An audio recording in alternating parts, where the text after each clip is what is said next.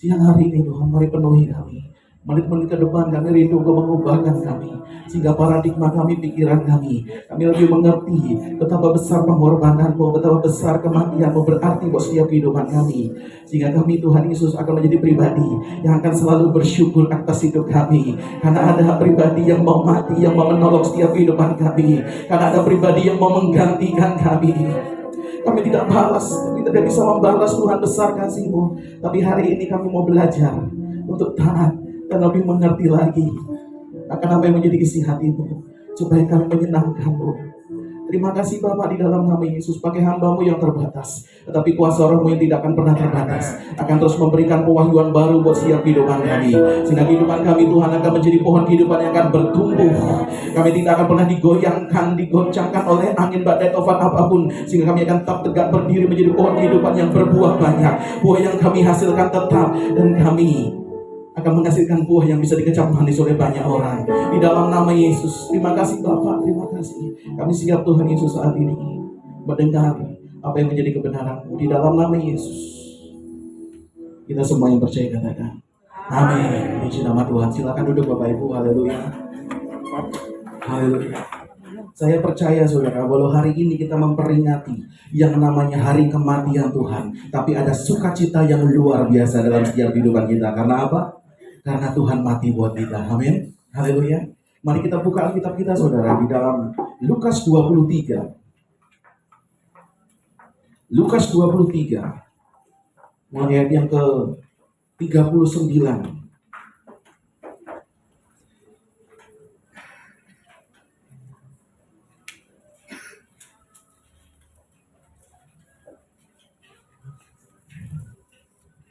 Lukas 23 ayat mulai yang ke-39 sampai dengan ayat yang ke-43. Kita akan baca bersama-sama Bapak Ibu. Lukas 23 ayat 39. Sudah ketemu? Ya. 2, 3. Seorang dari penjahat yang digantung itu menghujat dia, katanya, "Bukankah engkau adalah Kristus? Selamatkanlah dirimu dan kami." Tetapi yang seorang menegur dia, katanya, "Tidakkah engkau takut juga tidak kepada Allah, sedang engkau menerima hukuman yang sama? Kita memang selayaknya dihukum, sebab kita menerima balasan yang setimpal dengan perbuatan kita. Tetapi orang ini tidak berbuat sesuatu yang salah." Lalu ia berkata, "Yesus, ingatlah akan aku apabila engkau datang sebagai Raja." Kata Yesus kepadanya, "Aku berkata kepadamu, sesungguhnya hari ini juga engkau akan ada bersama-sama dengan aku di dalam Firdaus." Haleluya. Ini jam-jam genting yang begitu luar biasa, saudara. Amin. Jam-jam di mana Tuhan Yesus akan mengakhiri hidupnya. Dan ini adalah jam-jam genting, tetapi adalah jam-jam transformasi yang luar biasa bagi seseorang penjahat yang ada di sebelah Yesus. Amin. Penjahat yang menerima Tuhan Yesus di detik-detik terakhir dalam tradisi gereja namanya adalah Dismas, saudara. Dalam kitab Apokrifa disebutnya Dismas. Dan Dismas ini bahkan saudara Katolik kita mengangkatnya sebagai seorang santo. Artinya apa? Seorang yang suci. Kenapa saudara? Karena begitu saya pelajari saudara, ternyata Dismas ini adalah orang yang pertama kali merespon keselamatan Tuhan. Amin. Haleluya. Bayangkan saat itu penyalipan baru terjadi dan detik-detiknya bersamaan dengan Dismas waktu itu juga mau mengakhiri hidupnya. Tetapi detik-detik yang begitu genting menjadi detik-detik transformasi yang luar biasa mengubahkan Dismas. Amin. Haleluya. Artinya apa hari ini kita melihat bahwa tidak ada kata terlambat kalau kita mau bertobat kepada Tuhan. Amin. Kalau Tuhan kasih kesempatan buat setiap kita hari ini masih bisa bernafas, yuk mari kita bertobat kepada Tuhan. Amin. Haleluya. Haleluya. Di saat jam-jam yang genting, Dismas ini memperoleh keselamatan. Dia menjadi satu-satunya orang yang paling pertama merespon keselamatan Tuhan. Tuhan katakan apa? Pada saat ayat 42, Dismas berkata apa? "Yesus, ingatlah akan aku apabila engkau datang sebagai Raja." Yesus menjawab apa? "Aku berkata kepadamu, sesungguhnya hari ini juga engkau akan ada bersama-sama dengan aku di Firdaus." Amin. Firdaus ini apa sih saudara? Ada yang tahu artinya Firdaus? Firdaus ini artinya adalah keadaan semula di mana Tuhan langsung bisa berhadapan dengan manusia. Amin. Firdaus itu adalah keadaan semula di mana Tuhan bisa berhadapan langsung, bisa menemui langsung manusia. Jadi Firdaus itu pada saat Adam dan Hawa diciptakan, maka Adam dan Tuhan itu langsung bisa ketemu, saudara. Amin.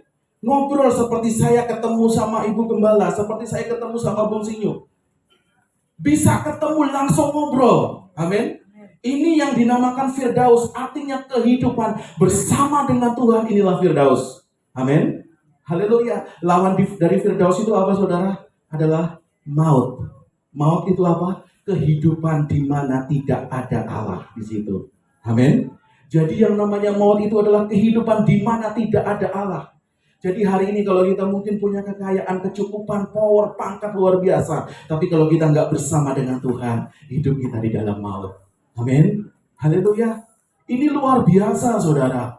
Dismas mendapatkan Firdaus yang pertama saat itu begitu karya penyaliban Tuhan diselesaikan pertama kali. Dan ini luar biasa. Hari ini kita akan belajar, saudara, dari seorang Dismas ini, bahwa kematian Tuhan akan menyadarkan kita akan 3 hal, saudara, supaya kita menjadi orang yang kembali dalam keadaan yang semula, di mana Tuhan akan selalu bersama-sama dengan kehidupan kita. Amin. Kita tahu dosa memisahkan kita dengan Tuhan. Amin. Dosa memisahkan antara kita dengan Bapa, tetapi darah Kristus membuat jalan kepada surga, jalan kepada yang namanya rumah Tuhan, jalan kepada yang namanya ruang Maha Kudus itu tidak bisa kita bisa masuk, saudara. Amin. Kita bisa masuk karena tidak ada sekat lagi. Amin. Haleluya. Kalau sinagog, saudara, rumah Tuhan dulu ada dibagi 3, saudara. Ada pelataran, ada ruang kudus, ada ruang Maha Kudus. Tapi dengar baik, kalau saudara baca kisah dari penyaliban Tuhan Yesus lain, maka pada saat Tuhan Yesus mati, maka tirai itu terbelah. Artinya apa? Kalau tadinya bangsa Israel, orang percaya, dia harus mempersembahkan korban, tidak bisa masuk sendiri ke ruang Maha Kudus. Dia harus mempersembahkannya kepada imam, dan imam kepada imam besar. Tetapi tidak saat itu, saudara. Ketika tirai sudah terbuka, maka ada jalan kita untuk bersama dengan Tuhan. Kita bertemu dengan Tuhan. Amin. Ada Firdaus di situ. Artinya apa? Tuhan bisa langsung bertemu dengan kita. Karena darah Kristus melayakkan kita. Amin. Haleluya. Jadi tujuan dari Tuhan Yesus hari ini, Dia mau mati buat setiap kehidupan kita. Karena Dia mau hidup kita menjadi orang yang sempurna, kembali disempurnakan sebagaimana keadaan semula kita diciptakan. Amin. Haleluya. Hari ini, saudara, kita belajar dari Dismas. Ada 3 hal, saudara, dari kematian Tuhan akan menyadarkan kita, saudara. Yang pertama, saudara, kematian Tuhan akan menyadarkan kita tentang apa, saudara? Ayat yang ke-41, saya bacakan sekali lagi, saudara. Lukas 23 ayat 41. Dikatakan apa?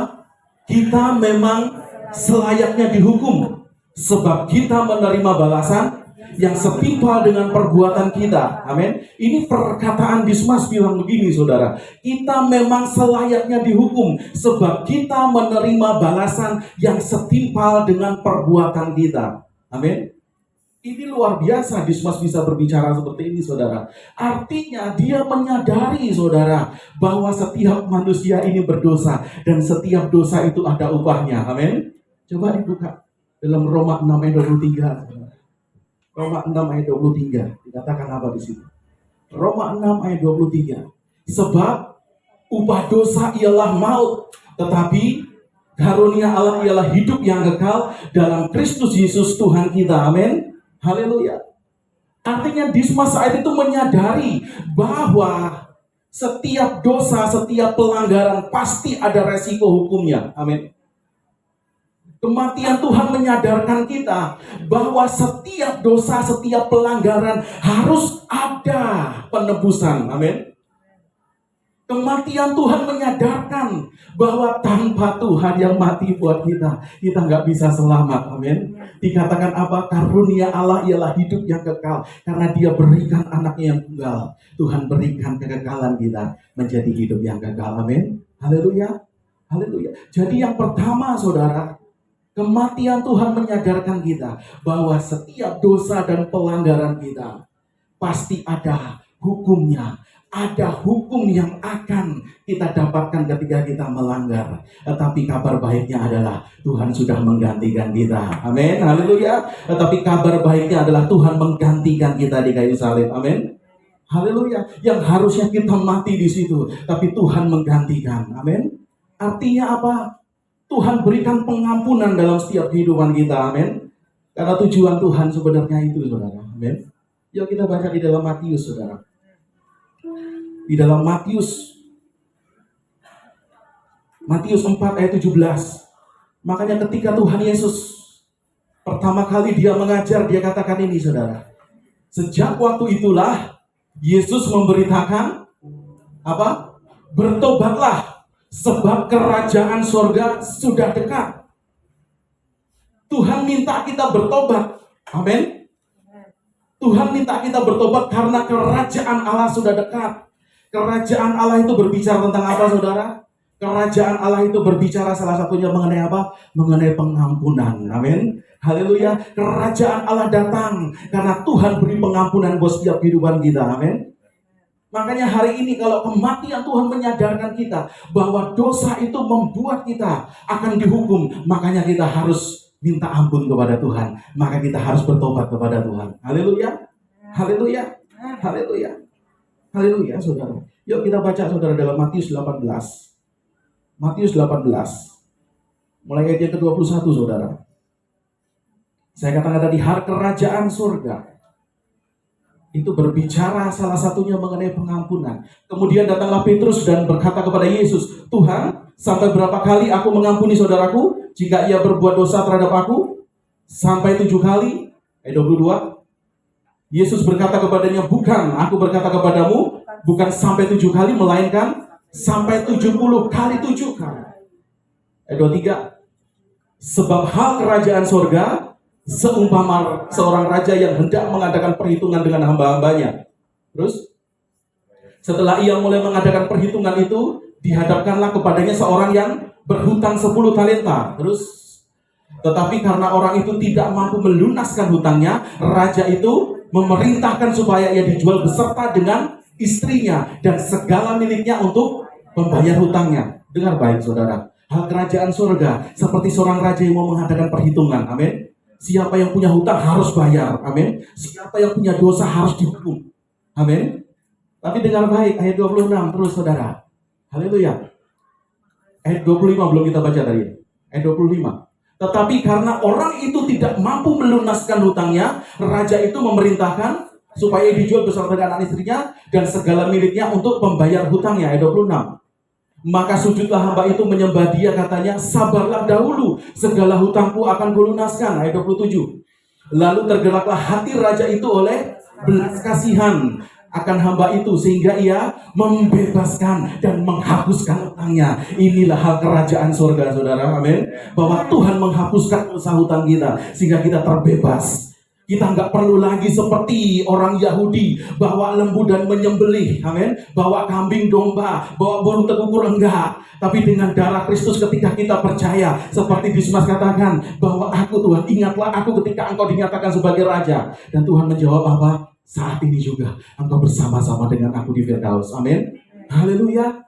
Haleluya. Artinya hari ini, saudara, kerajaan surga berbicara mengenai pengampunan. Tuhan berikan pengampunan.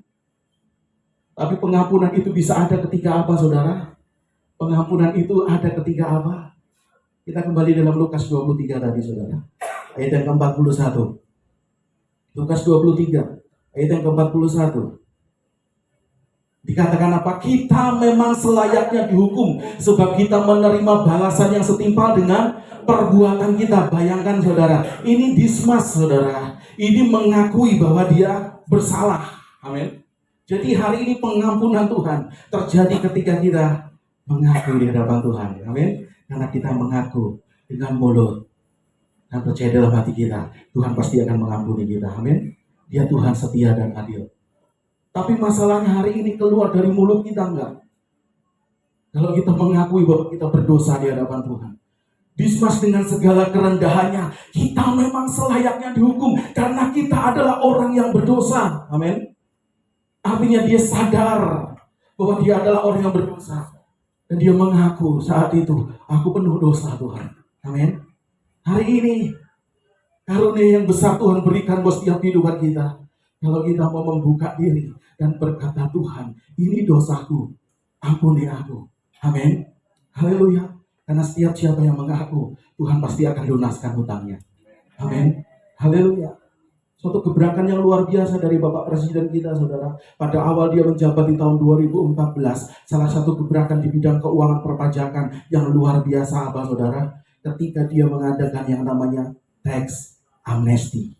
Karena sebelumnya, saudara, banyak orang menyembunyikan harta, banyak orang menyembunyikan penghasilannya, bahkan penghasilannya disimpan di luar negeri, saudara. Amin. Makanya Indonesia nggak bisa kaya. Tetapi Bapak Presiden kita begitu luar biasa. Dia membuat yang namanya tax amnesty. Dan dia katakan apa?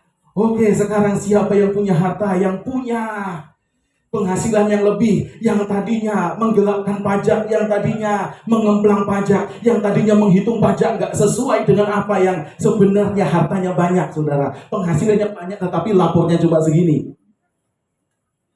Tapi pemerintah saat itu katakan apa? Aku mau beri pengampunan. Amin. Aku beri pengampunan. Aku bebaskan pajaknya. Asal engkau mengaku hartamu apa saja. Penghasilanmu dari mana saja. Amin. Amin. Haleluya. Dan ingat, orang saat itu terbebas dari pajak yang dia nyatakan ketika apa? Mereka mulai mengungkap satu persatu harta kekayaan mereka. Haleluya. Yang tadinya punya simpanan di mana, tanah di mana, mulai dibuka kepada negara. Karena apa? Ada sanksinya juga, saudara, waktu itu. Kalau orang nggak mengaku ketika orang pajak sudah mendapatkan, tanpa dia mengaku dulu, maka akan ada sanksi. Amin. Akan ada sanksi pajak. Tetapi orang kalau mengaku dulu, dia tidak akan dikenakan sanksi. Amin. Makanya hari ini kita harus mengaku di hadapan Tuhan supaya kita nggak kena sanksi. Amin. Haleluya. Kita mengaku di hadapan Tuhan hari ini. Ini Tuhan, ini aku yang berdosa di hadapan-Mu. Aku rindu Tuhan, aku menjadi orang yang kembali sempurna di hadapan-Mu. Amin. Ini aku mau ungkap Tuhan segala dosaku. Aku nggak sembunyikan, selidiki batinku Tuhan, hatiku. Aku terbuka buat Engkau. Amin. Hari ini kalau di hadapan Tuhan kita nggak bisa tutup-tutupi, saudara. Kita tahu bahwa setiap upah dosa adalah maut. Kalau kita nggak mau selesaikan hari ini, kita nggak mau akui hari ini, maka Tuhan juga nggak beri pengampunan. Haleluya. Hari ini, saudara, jangan sampai dosa pelanggaranmu itu terkemuka, artinya didapati oleh iblis. Karena iblis akan pakai itu untuk mengintimidasi engkau. Amin.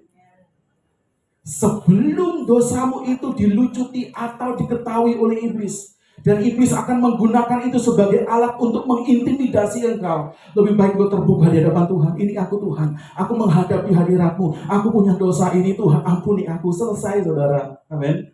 Tapi kalau kita menyimpan dan iblis mulai korek-korek, saudara, maka iblis akan pakai itu untuk mengintimidasi kita, dan kita nggak bisa bertobat. Karena apa? Sudah ketahuan iblis.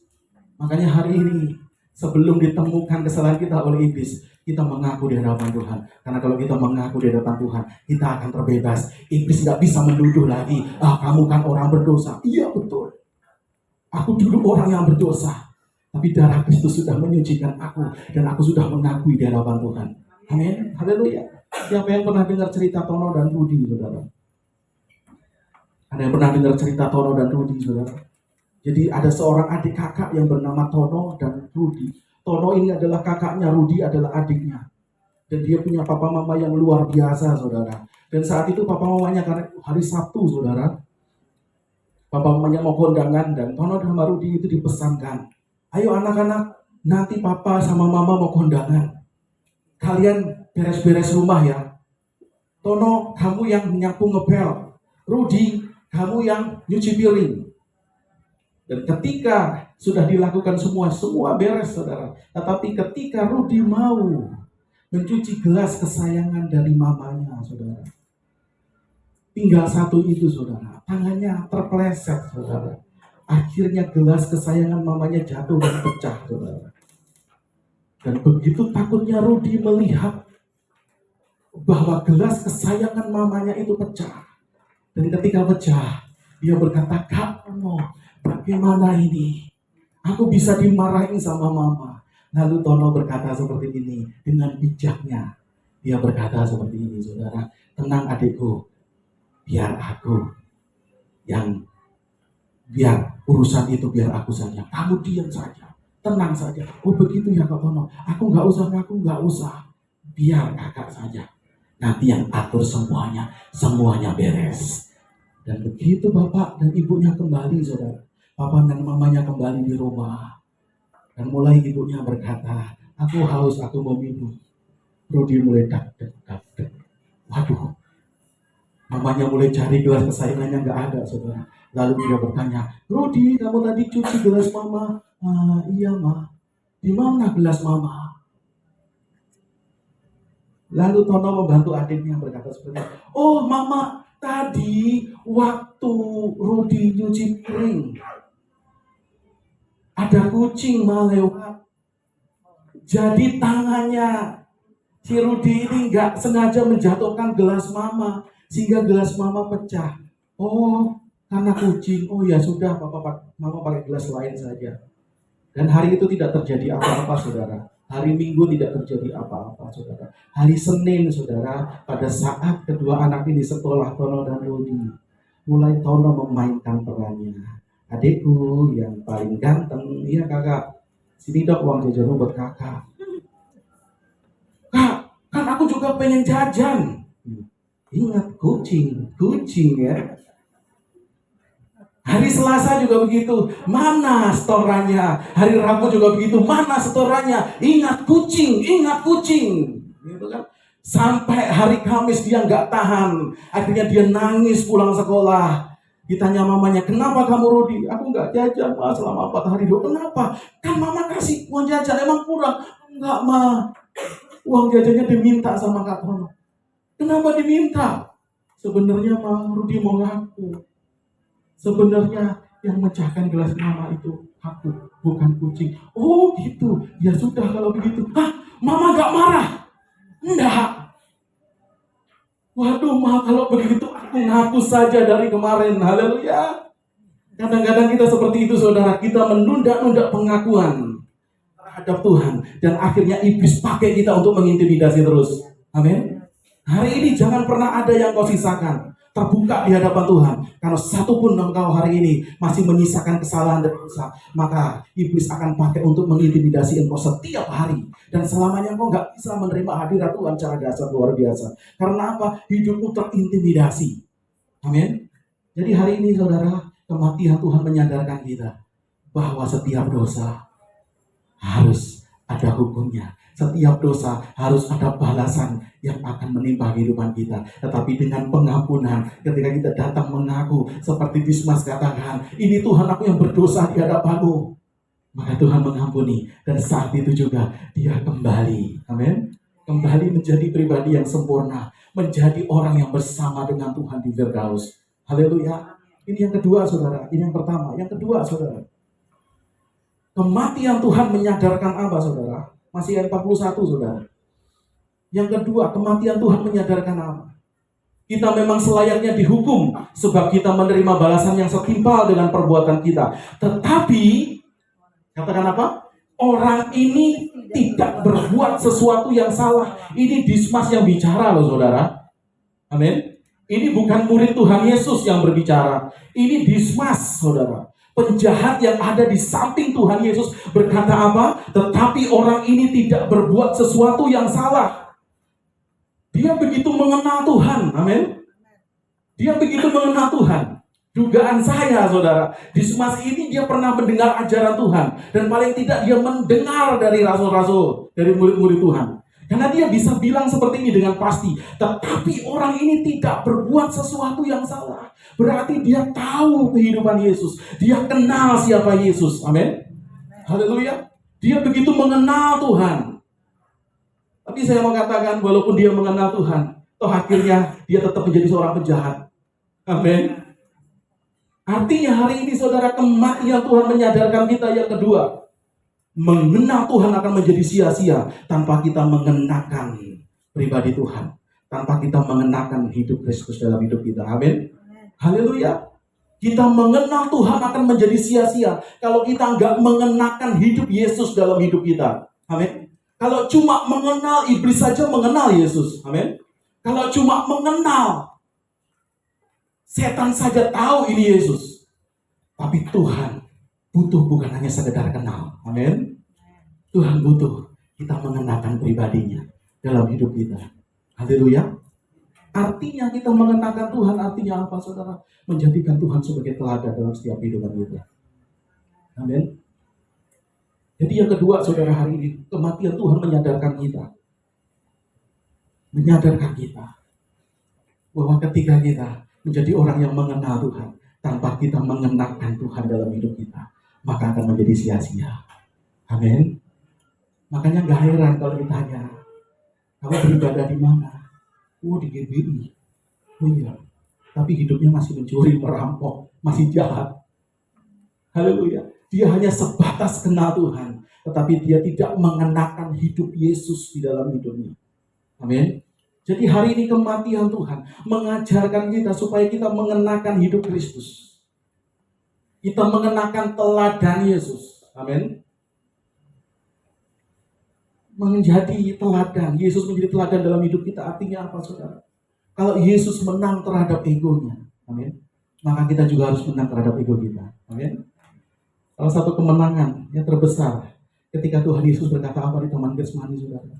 Tuhan, kalau boleh, cawan ini lalu daripadaku, tetapi bukan kehendakku yang jadi, biar kehendakmu yang jadi. Ini kemenangan yang dahsyat, saudara. Ini kemenangan terhadap ego yang luar biasa. Terkadang kita nggak seperti itu, saudara. Terkadang kita, Tuhan, aku mau yang ini, Tuhan. Pokoknya kalau aku nggak dapat ini, aku nggak mau ke gereja. Halo, gitu kan? Terkadang kita berkata kepada Tuhan, Tuhan, aku minta ini ya Tuhan, aku minta ini, aku punya keinginan ini. Kalau aku nggak dapat Tuhan, ya udahlah, aku malas ke gereja. Amin. Terkadang iman kita iman seperti itu, saudara. Iman pasien. Amin. Iman yang hanya mau datang untuk disembuhkan, terima mujizat berkat. Tapi bukan iman seorang murid yang mengikuti Tuhan. Haleluya. Jadi hari ini saudara, kematian Tuhan mengajarkan kita supaya kita menjadi murid Tuhan dan mengenakan hidup Tuhan dalam setiap kehidupan kita. Karena setiap orang yang mengenakan hidup Kristus, maka di dalamnya akan punya kuasa yang akan mengubah hidup kita. Amin. Haleluya. Makanya Kisah Rasul 1 ayat 8 dikatakan apa saudara? Tetapi kamu akan menerima kuasa kalau Roh Kudus turun ke atas kamu, dan kamu akan menjadi saksiku. Perhatikan baik saudara. Kuasa di dalam dari Kisah Rasul 1 ayat 8 ini bukan berbicara kuasa kita untuk mengusir setan, enggak saudara. Amin. Haleluya. Tetapi adalah kuasa untuk kita menjadi saksi. Amin. Saksi itu apa? Kalau dalam persidangan, saksi itu adalah orang yang disumpah untuk menyatakan kebenaran. Apa yang dia lihat, apa yang dia dengar. Amin. Dan itu harusnya terjadi pada hidup kita. Amin. Yang tadinya hidup kita nggak benar, maka kuasa Tuhan itu mengubahkan hidup kita. Amin. Terkadang kita kelirunya, saudara, kebalik, saudara. Seringkali orang percaya kan beriang begini, saudara. Tuhan, aku percaya Engkau punya kuasa untuk buat mujizat, untuk memberkati aku. Aku percaya kuasa-Mu sempurna. Haleluya. Tapi giliran hamba Tuhan berkata, engkau harus bertobat dari dosamu. Engkau harus bertobat dari segala perilakumu. Pak Pendeta, mustahil aku berubah, Pak Pendeta. Dari orok, dari sananya saya sudah begini. Mustahil, Pak Pendeta, susah. Haleluya. Yang susah inilah, saudara, yang membuat kita nggak mau berubah. Amin. Dan kuasa itulah yang harus mengubah kita. Amin. Kuasa Tuhan mengubah kita. Haleluya. Jadi saya mau katakan saudara hari ini, kalau engkau terima kuasa hari ini, kuasa itu tuh mengubah dirimu supaya engkau menjadi orang yang benar di hadapan Tuhan. Engkau menjadi saksi Tuhan yang luar biasa. Loh Pak, bukankah kuasa itu untuk mengalahkan iblis? Tunggu dulu. Amin. Yesus di kayu salib, dia sudah menyelesaikan semuanya. Amin. Iblis sudah dikalahkan. Amin. Nah, kalau kita masih mau mengalahkan iblis, berarti kita nggak percaya pada salibnya Tuhan. Amin. Terkadang kita seperti itu, saudara. Oh, berikan kuasa aku Tuhan untuk mengalahkan iblis.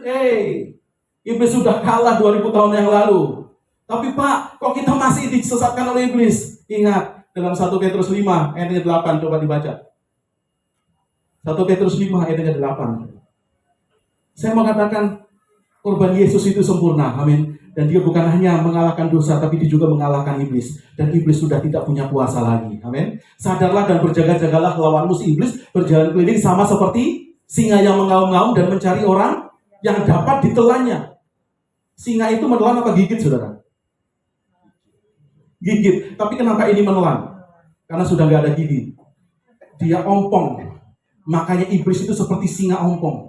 Dia nggak bisa punya kuasa untuk menghancurkan engkau. Karena dia sudah dikalahkan. Amin. Haleluya. Tapi kenapa Pak kita masih terjebak dalam dunia ini?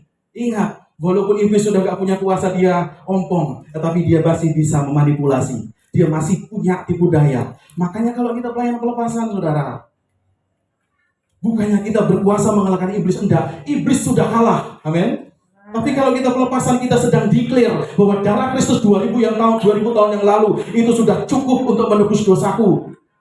Dan dia membebaskan aku dari segala tutup dosa dan dari segala ikatan iblis. Dan kita katakan itu, kita mendeklarasikan itu. Maka iblis lari, saudara, tinggal kita usir. Amin. Tapi yang mengalahkan siapa? Yesus. Amin. Haleluya. Jadi hari ini yuk kita pakai kuasa untuk mengubahkan hidup kita. Sebagaimana Yesus hidup, aku mau seperti-Mu Tuhan. Aku mau hidup meneladani Engkau, supaya aku menjadi pribadi yang menyenangkan hati-Mu. Amin. Haleluya. Ini yang kedua, saudara. Bahwa kematian Tuhan menyadarkan kita. Bahwa kalau kita hanya mengenal Tuhan, tanpa mengenangkan hidup Tuhan, maka akan menjadi sia-sia. Kenakan hidup Tuhan dalam hidupmu. Maka kita akan menjadi orang yang kembali sempurna di hadapan Tuhan. Amin. Yang terakhir, saudara. Yang ketiga, kematian Tuhan menyadarkan kita apa, saudara? Ayat yang ke-42, saudara. Di dalam Lukas 23. Lukas 23 ayat yang 42. Lalu ia berkata, Yesus, ingatlah akan aku apabila engkau datang sebagai Raja. Dismas berkata seperti ini, saudara. Yesus, ingatlah akan aku. Dalam bahasa yang lain dikatakan seperti ini, Yesus, taruh aku dalam pikiranmu. Amin. Dengan kata lain, Dismas mau berkata seperti ini, Yesus, bahwa aku masuk di dalam rencanamu. Karena rencanamu mau mengembalikan aku kembali sempurna di hadapanmu. Amin. Haleluya. Jadi yang ketiga, yang terakhir, saudara, bahwa kematian Tuhan menyadarkan kita bahwa kita harus kembali kepada rancangan Tuhan yang semula. Amin. Karena sejak dunia ini diciptakan dan manusia yang pertama gagal menjadi corpus delicti, maka kita harus menjadi orang yang mau kembali sempurna di hadapan Tuhan. Dengan cara apa? Kematian Tuhan membawa rencana itu kembali supaya kita kembali disempurnakan menjadi manusia yang unggul. Amin. Haleluya. Mau kita dikembalikan menjadi sempurna lagi? Yuk kita berkata, Tuhan, aku mau di dalam pikiranmu. Aku mau Tuhan menjadi pribadi yang saat ini mau masuk di dalam rencanamu. Bahwa aku masuk di dalam rencanamu. Hari ini apa yang menjadi agendaku, aku mau letakkan di bawah kakimu. Dan kehendakmu yang jadi atas hidupku. Rencanamu yang jadi atas hidupku. Haleluya. Haleluya. Mari kita responi kematian Tuhan dengan kita sadar 3 hal ini, saudara. Yang pertama, kita sadar bahwa kita manusia yang berdosa dan setiap dosa pasti ada konsekuensi hukumnya.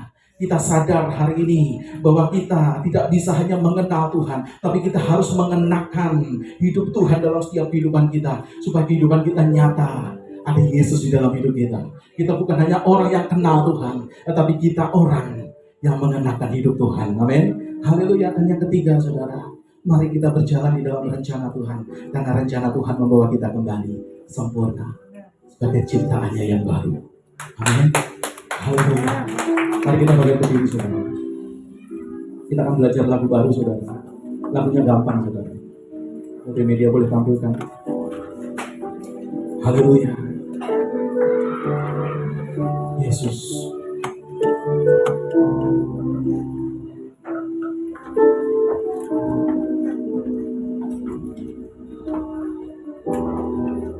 Terima kasih Tuhan. Siang hari ini bawa kehidupan kami untuk kami menyadari tentang arti kematian-Mu Tuhan.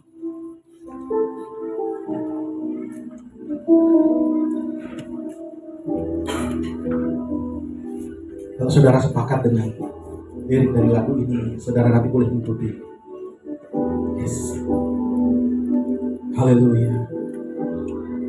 Tidakkah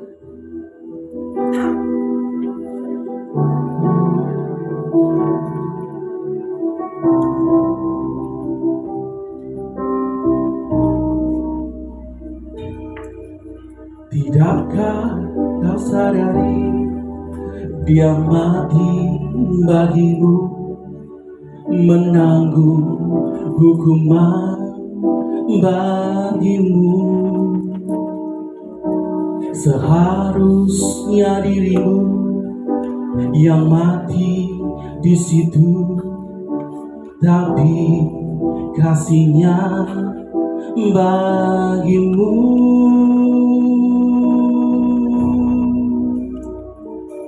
Salib itu mengingatkanku betapa besar kasih-Mu yang telah selamatkan aku. Salib itu mengajarkanku betapa bernilai hidupku. Kini ku menyembah-Mu selalu, Yesusku. Terima kasih Tuhan. Terima kasih Yesus. Tidakkah kau sadari Dia mati bagimu, menanggung hukuman bagimu. Seharusnya dirimu yang mati di situ, tapi kasihnya bagimu.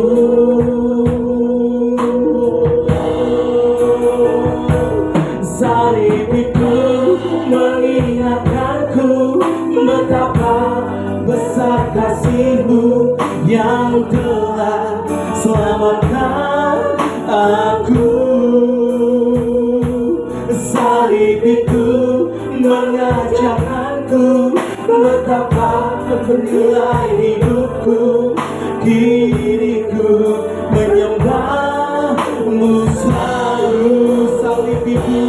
Salib itu mengingatkanku betapa besar kasih-Mu yang telah selamatkan aku. Salib itu mengajarkanku betapa bernilai hidupku. Kini ku menyembah-Mu selalu.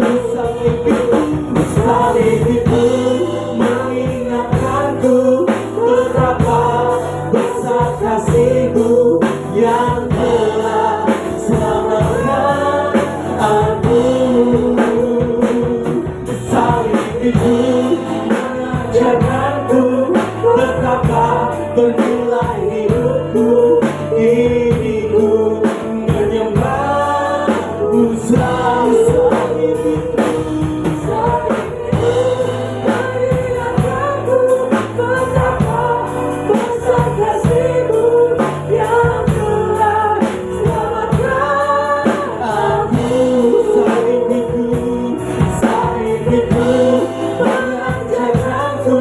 Betapa bernilai hidupku, hidupku menyembah.